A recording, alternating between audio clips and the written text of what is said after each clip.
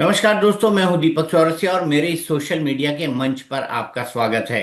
आज हम बात करेंगे पश्चिम बंगाल के बारे में। पश्चिम बंगाल में एक बार फिर से विवादित बयान उठा है और ये विवादित बयान सीधे सीधे हिंदुओं का अपमान कर रहा है।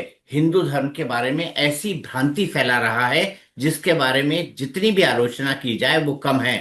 सवाल यह है कि ये बयान क्यों आया है। सवाल यह है कि ममता बनर्जी इस पर क्या कहती हैं। सवाल यह है कि आखिरकार ये बयान क्यों दिया गया है। सवाल ये भी खड़ा होता है कि इस बयान को देने के पीछे मकसद क्या है। सवाल ये भी खड़ा होता है कि इस बयान से किन किन की धार्मिक भावनाएं आहत हो रही हैं। तमाम सवालों का जवाब देंगे, लेकिन सबसे पहले क्या दावा किया गया है इस दावे को समझ लेते हैं। आपको पता है 6 दिसंबर को ममता बनर्जी की पार्टी से निलंबित विधायक हुमायूं कबीर, जिनको भी पार्टी से निकाला नहीं गया था, उन्होंने बाबरी मस्जिद की आधारशिला रखी थी। और बाबरी मस्जिद वो जो है मुर्शिदाबाद के एक इलाके बेलडांगा में बनाने जा रहे हैं। वहां पर उन्होंने जो शुक्रवार की जुम्मे की नमाज है वो भी शुरू कर दी है और बड़ी संख्या में लोग आ रहे हैं। लेकिन मदन मित्रा जो उनके एक और नेता हैं, मदन मित्रा जो कि कई बार के विधायक हैं, वो ये बात साफ साफ कह रहे हैं कि भगवान राम मुसलमान थे, हिंदू नहीं। अब भगवान, ये बात कौन कह सकता है? क्योंकि मैं इसका ऐतिहासिक तथ्य भी आपके सामने रखूंगा। ये भी बताऊंगा कि आखिरकार इस बयान के पीछे क्या मंशा है। मैं ये भी बताऊंगा कि आखिरकार इस्लाम का इतिहास कितना पुराना है। इस्लाम के इतिहास की अगर हम बात करें तो हम उसके बारे में भी बात करेंगे। ये भी बताएंगे कि भगवान राम का जो समय था, टाइम पीरियड, वो क्या था, कितने साल पुराना था, और इस्लाम कितने साल पुराना है। हम भगवान राम को क्या मानते हैं? हम भगवान राम को मर्यादा पुरुषोत्तम मानते हैं। हम भगवान राम को अपना आदर्श मानते हैं। हम भगवान राम को ये मानते हैं कि भगवान राम ने अपने पिता के कहने पर 14 वर्ष वनवास में गुजार दिए, और वनवास में गुजारने के बाद जो वहां से निकल कर आए तो मर्यादा पुरुषोत्तम बने। अपनी पत्नी की रक्षा के लिए उन्होंने लंका को न केवल लंका में न केवल उन्होंने विजय पाई, बल्कि लंका का शासन खुद न करके उसे विभीषण को दे दिया। जबकि कोई भी राजा अगर चाहता तो लंका का शासन कर सकता था। लंका उस समय का सबसे धनी राज्यों में से एक था, अगर ये कहा जाए तो गलत नहीं होगा। लेकिन भगवान राम ने ऐसा नहीं किया। अब सवाल खड़ा होता है कि भगवान राम मुसलमान थे, ये आइडिया मदन मित्रा को कहाँ से आया? इसी को समझने की कोशिश करेंगे और इसी पर बात करेंगे। मेरे साथ मेरे सहयोगी, जिनके साथ मैंने बहुत रिपोर्टिंग की है, ओम प्रकाश नारायण, वो भी जुड़ गए हैं। ओम प्रकाश, क्या कहेंगे? भगवान राम मुसलमान थे? दीपक जी, अब वाकई राम और राम भक्तों के लिए इससे ज्यादा शॉकिंग नहीं हो सकता। मैं कह रहा हूँ राम भी के लिए भी शॉकिंग है और राम भक्तों के लिए तो है ही कि भगवान राम को कोई आदमी मुसलमान कह रहा हो।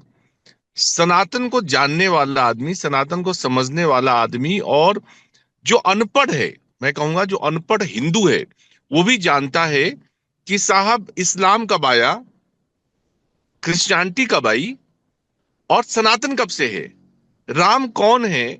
नासा ने अब तो प्रूव कर दिया दीपक जी कि साहब हमारा जो एडम सेतु है, जिसको भगवान राम के समय बनाया गया था, वो कितना पुराना है, और ये लोग कौन है और कब आए।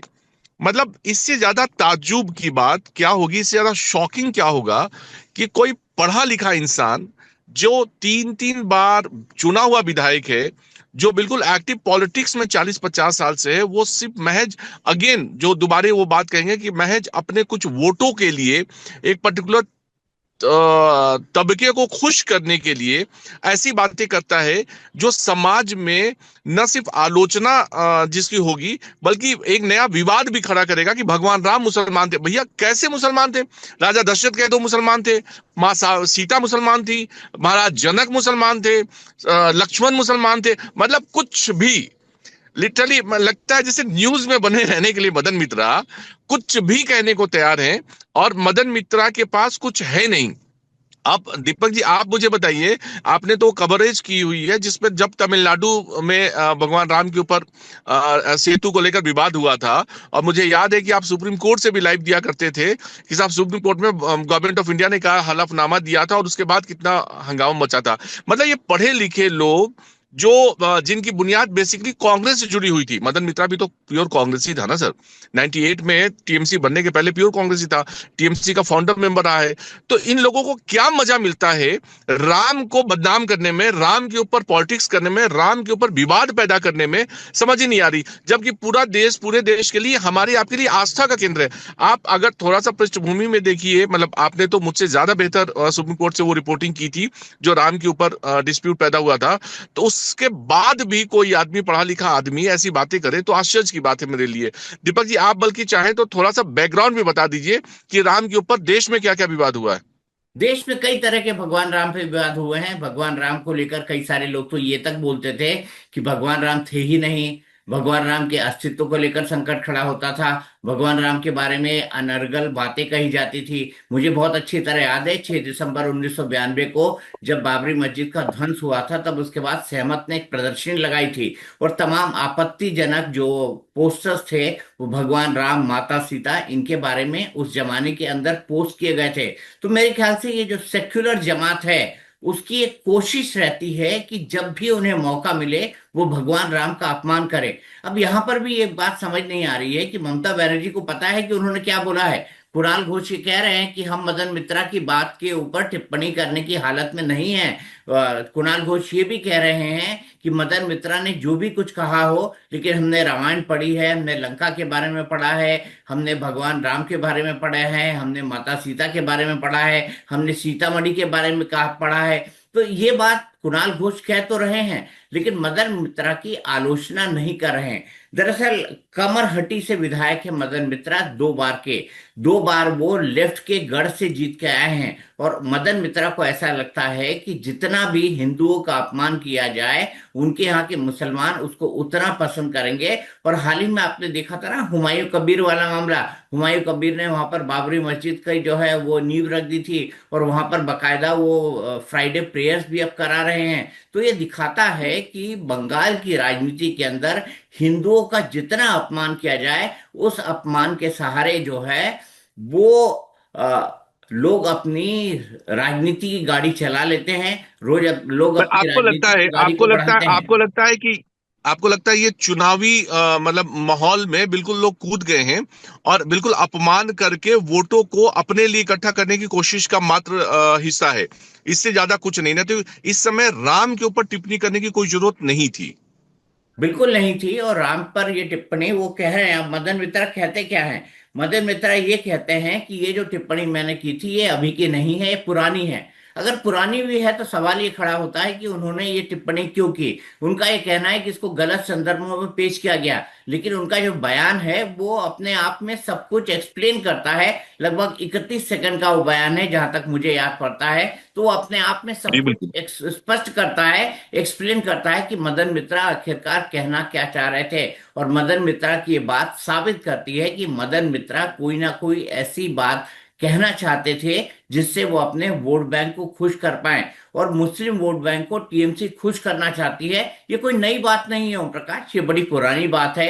हुमायूं कबीर जिनको टीएमसी से निकाल दिया गया या उनको निलंबित कर दिया गया, निकाला नहीं गया, मैं भी कह रहा हूं कि उन्होंने बाबरी मस्जिद की आधारशिला रख दी, उनको निकाला नहीं गया। लेकिन जो है वो अभी भी टीएमसी के अंदर बने हुए हैं, निलंबित जरूर है। लेकिन उन्होंने जो किया, जिस तरह से बाबरी मस्जिद की आधारशिला रखी, वो भी आग में घी डालने का एक काम था। उसके बाद पश्चिम बंगाल के अंदर गीता पाठ भी हुआ है। लेकिन ये जो टकराव है ये बढ़ता जा रहा है और मुझे लगता है जैसे जैसे चुनाव नजदीक आएंगे ये टकराव और बढ़ता जाएगा।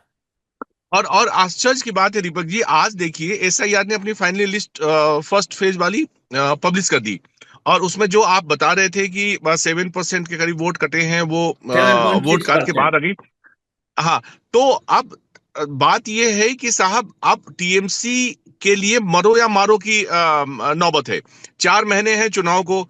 अब टीएमसी के नेता ऐसी ही कोई बात करेंगे जिससे उनके वोटर और गोलबंद हो, जो श्योर शॉर्ट वोटर्स हैं, और गोलबंद हो और उनको दोबारा से सत्ता में वापसी का रास्ता चुनने में आसान हो।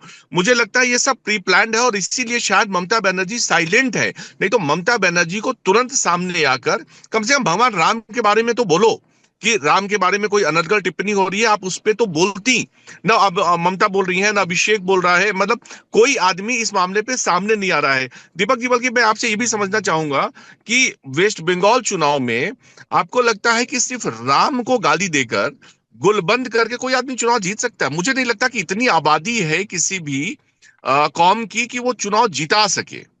देखिए, मुसलमान जो है एकजुट होकर वोट देता है, और मुसलमान वहां पर 35 से 40% बताया जाता है। ये कंसोलिडेटेड वोटर्स हैं, और अगर 40% मुसलमान वहां पर है, तो आप ये समझ सकते हैं कि 40% मुसलमान जो है, अगर वो एकजुट होकर टीएमसी को वोट देता है, तो उनको जीतने के लिए सिर्फ 7 से 8% वोट की और जरूरत लगेगी। यानी उससे ज्यादा वोट उनको नहीं चाहिए। तो ये मुसलमान उनका एक बड़ा वोट बैंक है। और ओम प्रकाश, ये मत भूलिए कि इससे पहले भी ममता बनर्जी कई ऐसे काम कर सक चुकी हैं जिससे उनके मुस्लिम तुष्टीकरण को हवा मिलती है। जैसे वो जैसी ही सत्ता में आई, उन्होंने इमामों को 2,500 की सैलरी दे दी। ये उनका सबसे पहला और बड़ा स्टेप था। इसके बाद जब जय श्री राम के नारे लगाए जाते थे 2019 के लोकसभा चुनाव के दौरान, तो ममता बनर्जी उस पर नाराज हो जाती थी, ममता बनर्जी उस पर गुस्सा हो जाती थी। वो लगातार घुसपैठियों को संरक्षण देती हैं, इसीलिए एसआईआर से वो बड़ी परेशान थी। उन्होंने मुहर्रम से पहले दुर्गा विसर्जन की इजाजत नहीं दी थी।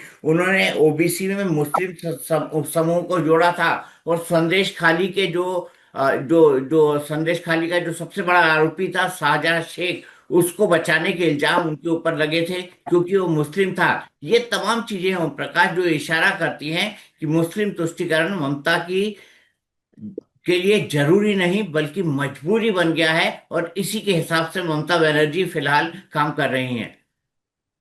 मतलब मुस्लिम तुष्टीकरण के सिर्फ चुनाव के समय चाहिए, और मुस्लिम तुष्टीकरण करके कोई आदमी सरकार सत्ता पे वापस काबिज हो जाए। आप ये कहना चाह रहे हैं कि ममता बनर्जी सिर्फ और सिर्फ ये 30-35% लोगों को खुश करने के लिए कर रही हैं, और मदन मित्रा का विवादित बयान, अनर्गल बयान, और ऊपर से ममता बनर्जी की चुप्पी इस बात को और प्रूव करता है? आप ये कह रहे हैं दीपक जी?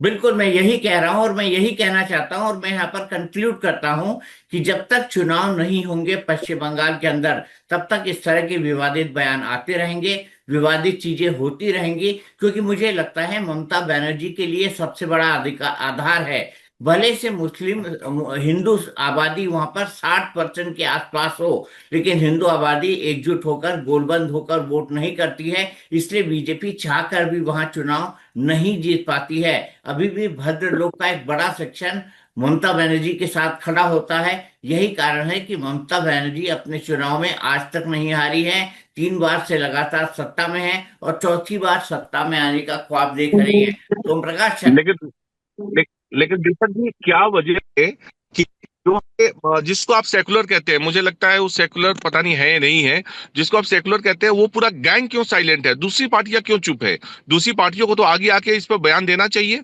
कि भैया भगवान राम का कोई आदमी अपमान कर रहा है और तुम साइलेंट हो। छोड़िए क्यों देंगी, टीएमसी, क्यों दूसरी देंगी? आप पार्टी। आप याद कीजिए लोकसभा चुनाव।